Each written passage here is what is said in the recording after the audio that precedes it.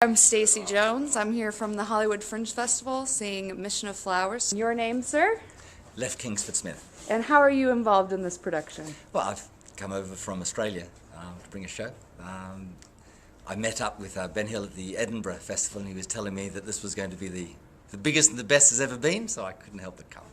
And tell us a little bit about Mission of Flowers. Well, it's a true story. I discovered it actually when a friend of mine, in fact Damien Leigh, who directed the play, came across the diary, the actual diary that was left Oh wow, that's really in the cool. desert for all those years.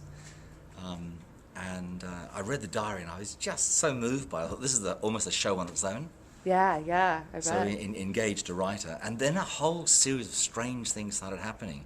One, we discovered that the plane that Bill Lancaster had crashed in the desert and been left there for 29 years, he'd bought that plane from my uncle. Oh really? Which we Oh hadn't wow. known before. Wow, that's so interesting. And that my uncle, who was Charles Kingsford Smith, and he'd broken records for flying the Pacific Ocean, etc., had introduced him to go to America. So there was all these close family connections. What's a good reason for somebody to come see your show, Mission of Flowers?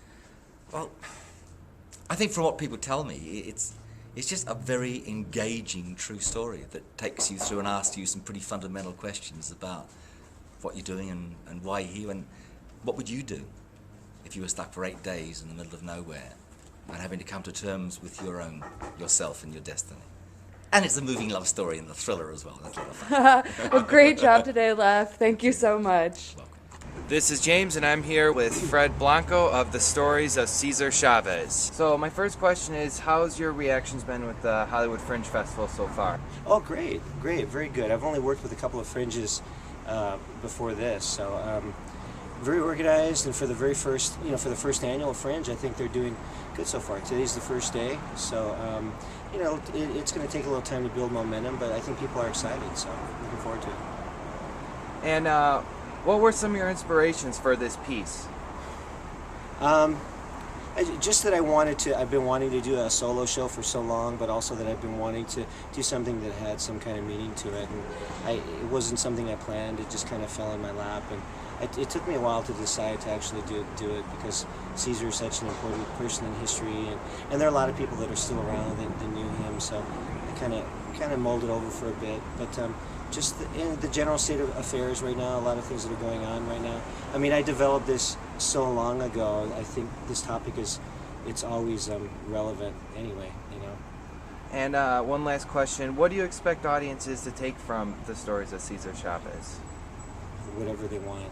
There's so many things. There's a lot of messages on the surface, and there's so many things underlying. Obviously peace and nonviolence, but so many other messages too of just not giving up and so forth. But it's up to them.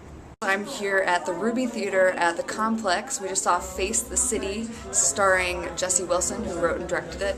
Yeah. Jesse, how was it? Congrats on your opening night. Thank you.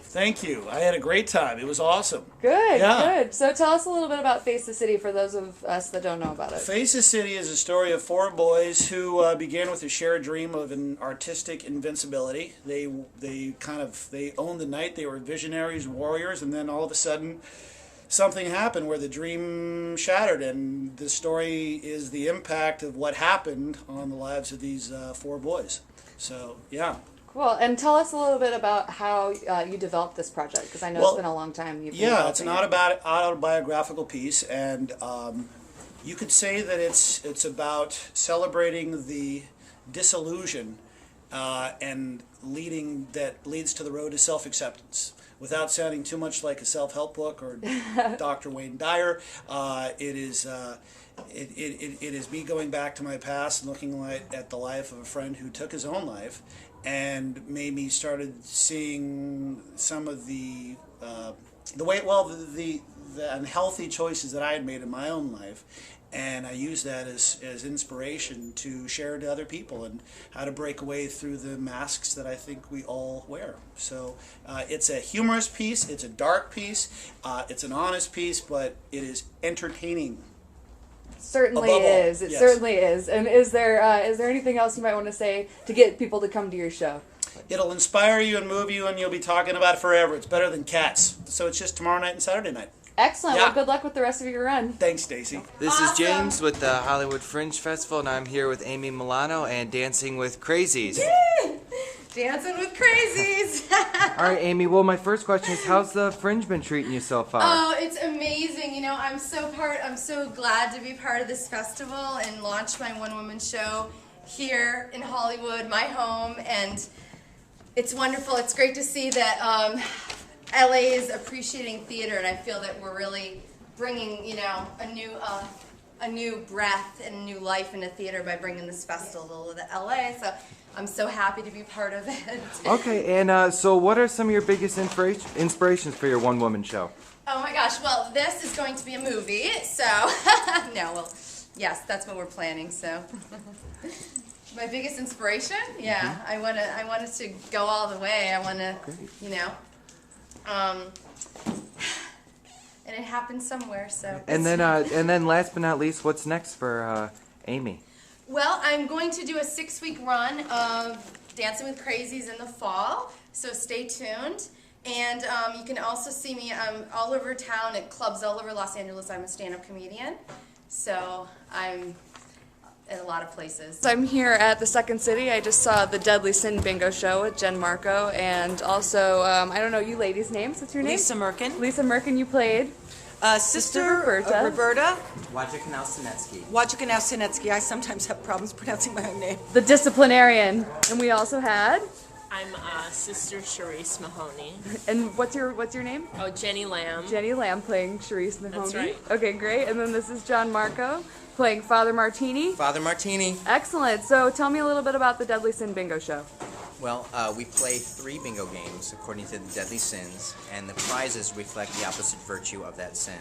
And we sing songs, we dance, and we make fun of the audience. And how was this show developed? Well, it started off as an improv show in Chicago, and it just didn't have the flow.